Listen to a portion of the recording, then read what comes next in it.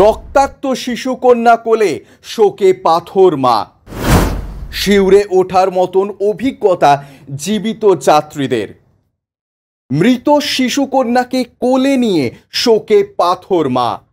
শিলিগুড়ির রাঙাপানি এলাকায় ভয়াবহ ট্রেন দুর্ঘটনায় এমন দৃশ্য দেখে রীতিমতো শিউরে উঠেছেন শিয়ালদাহগামী কাঞ্চনজঙ্ঘা ট্রেনের কয়েকজন যাত্রী, যারা সোমবার সন্ধেয় রীতিমতো বাসে করে শিলিগুড়ি থেকে মালদা টাউন স্টেশনে এসেছিলেন।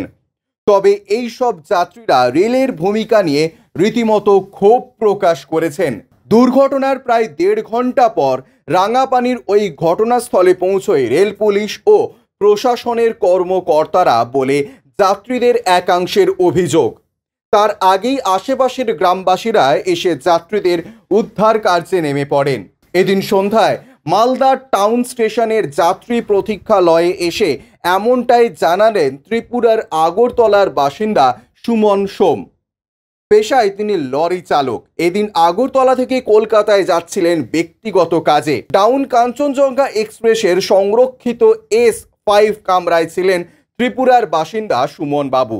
তিনি বলেন, সকাল তখন প্রায় 8:20। ট্রেনের কামরায় বাথরুমের সামনে দাঁত মাজছিলাম। ধীর গতিতে ট্রেনটি চলছিল। হঠাৎ বিকট আওয়াজ, ছিটকে পড়ি কামরার মধ্যে। এরপরেই অসংখ্য মানুষের আর্ত চিৎকার।